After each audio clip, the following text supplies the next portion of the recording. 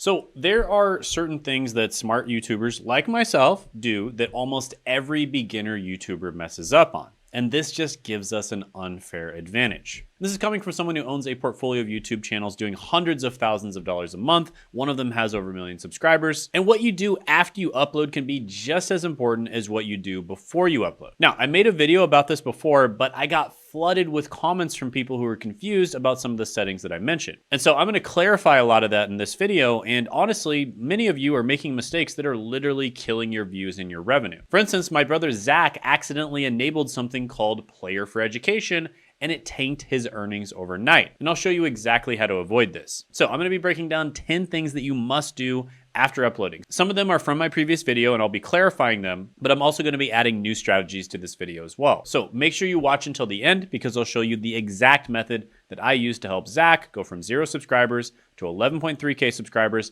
in just 3 months. And how we helped him go from $0 to $213 in a single day in 29 days. So if you appreciate this type of content, gently tap that like button and let's dive in. All right, so first, the 24 to 48 hour rule clarified. So we talked about this in the previous video. The first thing you should do is wait 24 to 48 hours after you upload a video, but before you publish your video. And I got a ton of questions about this, so let me clear this up. Now, a lot of you are asking if I am uploading, is scheduling for 24 to 48 hours in advance the same thing? And a lot of you are also asking which category should it be in, private or unlisted? Now, the answer to that is you can upload your video as both private or unlisted, and it works pretty much the same way. Personally, I lean towards private, but either one is fine, right? So I got a bunch of questions about this. People were really confused. They were like, Shane, can you just upload your video and then schedule it? Or do you have to put it on unlisted first or private first? And the answer is any of the above, as long as you give it 24 to 48 hours before the video actually goes live, right? YouTube's AI needs time to fully process your video. And when you upload, the AI immediately starts crawling through everything. Your video content, your audio, your title, your description, your tags, even your transcription, and it's basically checking for policy violation, and it's basically building trust with your content. And it's essentially making sure that you aren't a spam channel as well. Now, this processing takes time, especially for smaller channels. YouTube doesn't dedicate as many resources to newer creators because they don't know if you're serious about consistently uploading content. But when you give the AI 24 to 48 hours to do its job, it finishes the full analysis, and once it determines your video is high quality with no issues, it trusts your content more. Now, this means YouTube is way more likely to recommend your video to people, and it also means that you're building credibility with the platform before going live. Now, several of you have confirmed that this works. One comment said the 24 to 48 hour rule definitely works, confirmed. And the bigger your channel gets, the faster this processing happens. So technically, if you have a really big channel already, this rule probably doesn't matter that much. But if you have a small channel, I definitely recommend doing this. And honestly, unless you have a channel where the content has to go live right away, like it's a news channel or something, you should probably just do this either way. And it doesn't really matter whether you immediately put it on private, unlisted, or you schedule it right away, as long as it doesn't go live for 24 to 48 hours. However, if you want my opinion on which one is probably the best, I would lean towards putting it on private, but that's just my opinion. All right, quick break. This Tuesday, 9 p.m. Eastern time, I'm hosting a free live workshop called The $1 Billion a Day Industry Suddenly Unlocked by AI. At this workshop, I'll be giving away my brand new tool, TitleGen AI, for free. This is a viral video idea generator that I've been working on, powered by GPT, trained on thousands of hours of my teaching, my philosophy, and coaching sessions, and ready to go for you. And I'm giving it away for this one time only at the workshop. So make sure you show up, click the link in the description or the pinned comment below, and when you're done registering, make sure to click on add this to your calendar so it'll show up in your Google, Apple, or Outlook calendar in order to get our GPT. Now, you'll also be able to ask me questions live, so I look forward to meeting you. See you Tuesday at 9 p.m. Eastern time. Now back to your regularly scheduled programming. All right, number 2 is avoid the player for education trap. Now, this is the trap that my brother actually fell into, and one of you guys commented on my previous video saying you turned this on by accident and you thought it would help your channel grow. And my brother did the exact same thing. He watched one of these random goofy settings videos on YouTube and someone said to enable it, and so he enabled it, and his revenue almost immediately dropped. Now, it could have been coincidence, but chances are it did have something to do with enabling this setting. But here's what Player for Education actually does. It's designed for academic videos that teachers show in classrooms. And because of the fact that it's shown in the classroom, it shows little to no ads on the video, right? Schools don't want a bunch of ads ads when people are watching videos in the classroom. So your CPM drops to almost nothing if people are watching this video with Player for Education. So instead of making $10 per 1,000 views, you might be making 50 cents. Now, I thought I was done explaining this setting, but it looks like other people are still enabling it by mistake. And in fact, a lot of people are doing this. Now, is this 100% going to destroy your channel? Probably not, but especially when you have a new channel, it's going to confuse the algorithm, right? It's going to start showing your videos to classroom settings, and those are the types of places where you probably don't want your videos shown, unless you're making videos specifically to be watched in the classroom. So try not to enable this, and unfortunately, if you do enable this, you'll probably have to contact YouTube to turn it off, because they don't make it easy to turn it off in the settings menu, at least not at the time of recording this video. However, if you really do want to turn it off, but you don't want to have to contact YouTube, you can make sure that allow embedding is turned off for your videos. Now, unfortunately, this will mean that people can't embed your video on their websites, which would be a really nice, easy way of getting views. However, if you really think that Player for Education is causing a lot of damage to your channel, you can turn that off, at least for now, and that might help the algorithm help you more. All right, number 3 is the file naming strategy.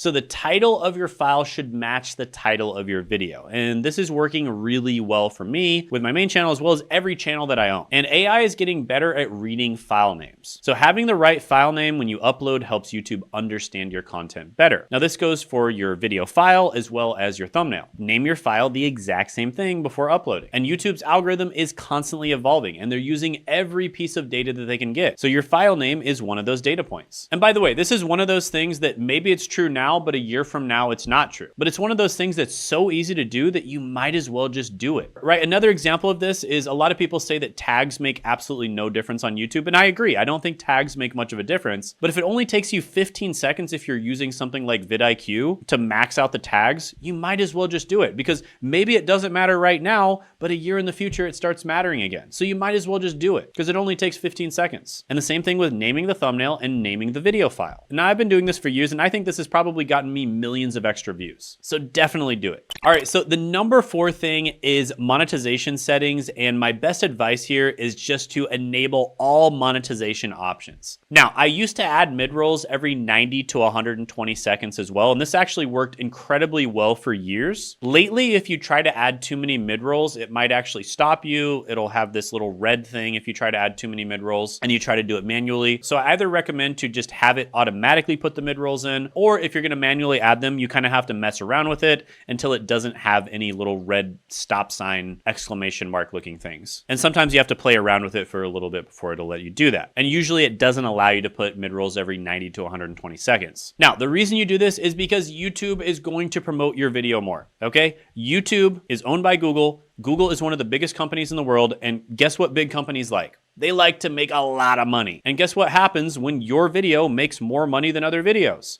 They're going to promote your video more. It's just that simple. Now, of course, they're never going to admit to this, but I've done lots of tests that confirm that when you make YouTube more money, they promote your content more. And one subscriber asked if it affects my audience, and the answer is no. YouTube users expect ads, and the extra promotion you get far outweighs any minor annoyance. So enable display ads, overlay ads, skippable video ads, non-skippable video ads, and bumper ads. Turn them all on. YouTube is a business, and they want to make money. And when your videos generate more revenue, they push your content harder. Now, I've actually tested this, and videos with more monetization options enabled get more impressions. In fact, videos that target keywords, even if the keyword is almost identical and it means the exact same thing, but for whatever reason, one keyword has more advertisers bidding on it, videos that target that keyword get more views, right? Just as an example, I did this a test with college degrees and college majors. College degrees had way more advertisers bidding on it, and college majors didn't, even though in the context of the video, it meant the exact same thing. In fact, the college degree keyword had 10 times more money being bid on it. And what do you know? The college degree video did exactly 10 times better than the college major video, right? And I did this test many different times and confirmed this. If you don't believe me, I don't know what to say. Now, of course, there are some exceptions to this. If you have like a music video or a meditation video, then obviously you wouldn't want to interrupt with those videos with mid-roll ads. But for talking head content, educational videos, tutorials, max out the ads every single time. Or at least turn all of the ads on and let YouTube place them strategically for you. All right, number 5 is community tab promotion. Use the community tab to promote your video right after it goes live. Now, this is something that I did for years on my main channel. I've also used my main channel to promote promote other channels before. And this is what you can do. You can use the community tab to promote your videos right when they go live to give them a little bit extra boost and help the algorithm pick up the video faster. So you can literally just use the thumbnail as the image and then maybe add new upload to increase the urgency. Now, if you want to take this strategy to an extreme, you can even ask your friends with channels to share your video on their community tab as well. And this is especially helpful if you have a small channel, obviously. It becomes way less helpful if your channel is already really big. But this will drive early traffic to your video,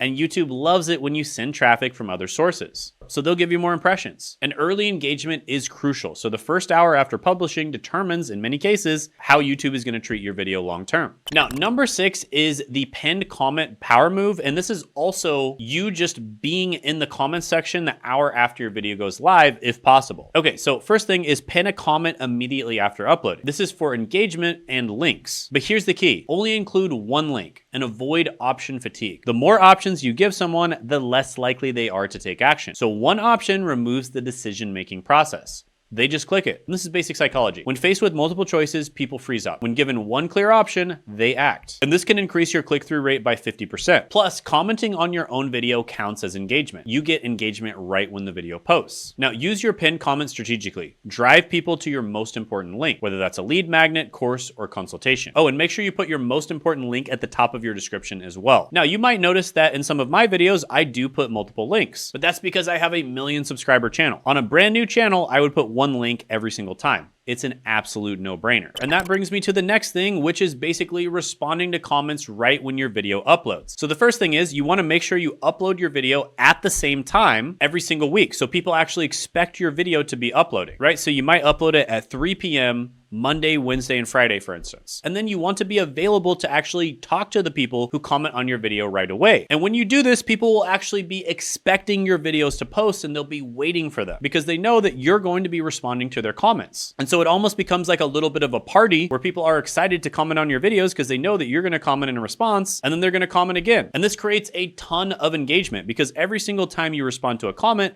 chances are they're going to respond to your response. And when you respond to comments, people get notifications. And the secret here is you don't just have to respond to comments on the video that you just uploaded. You can also respond to comments on past videos as well. Either way, they're going to get a notification, and so they might check out your channel and see the video that you just uploaded. And over time, people realize you upload at certain times and you respond to comments during those times, and it becomes like an event, like a social hour. And this builds community around your upload schedule. People start showing up consistently, and the algorithm notices this pattern too. And consistent early engagement signals quality content, and it'll be much more likely to promote your content and make your video blow up. All right, this next tip has probably gotten me an extra, 10, 20 million views, and that is multi-device quality check. So right now on YouTube, what do you think is the most viewed medium for watching YouTube videos? Most of you probably think it's the phone, but actually you're wrong. It's TV. For years, it was the phone. In fact, until 2025, early 2025, phone was #1 when it comes to watch time. But in 2025, TV is #1 and phone is #2. So you need to make sure that your video and your thumbnail looks good on both. And you need to make sure your audio is good on both as well. So a really easy way to do this is to just simply test out your videos on the phone and also on a big TV. So just as an example, I see this mistake all the time. People will show their entire computer screen when they're making a video. And if somebody's watching it on a phone, it's just way too small for you to see what they're looking at, right? Because when you're recording it, you're seeing a TV screen, but when they're watching it,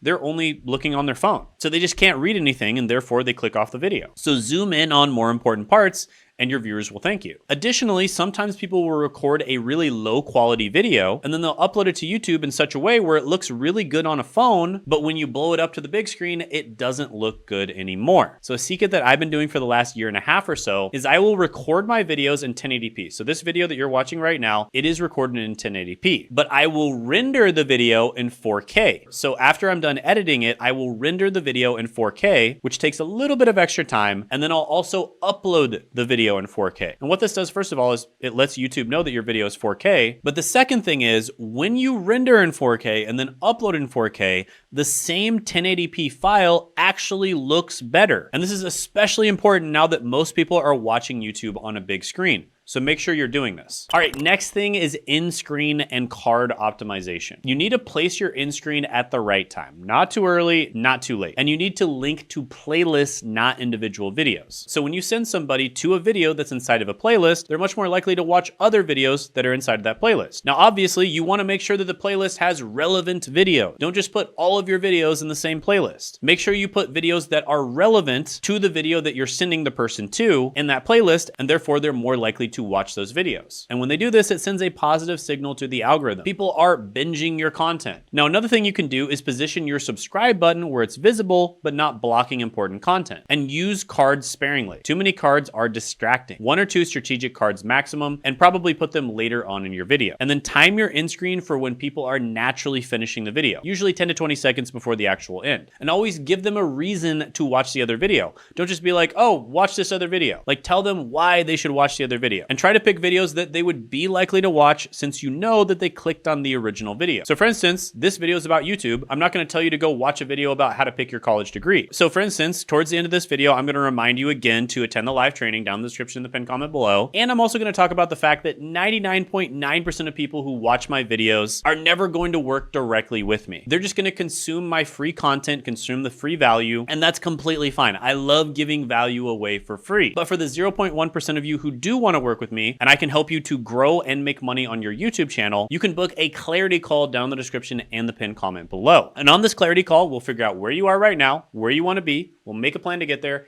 and we'll see if we're a good fit to work together or not. So if you're the type of person who wants to grow on YouTube faster, you want help doing it, book that call down in the description in the pinned comment below, and either my team or I will take the call, and we'll talk to you about how we can make that happen. And also, if you're having trouble figuring out what type of YouTube channel you want to make, or figuring out your niche, check out this video by clicking right here on a bunch of different boring YouTube channels that are making at least $10,000 a month to get inspired. See what I did there with the end screen?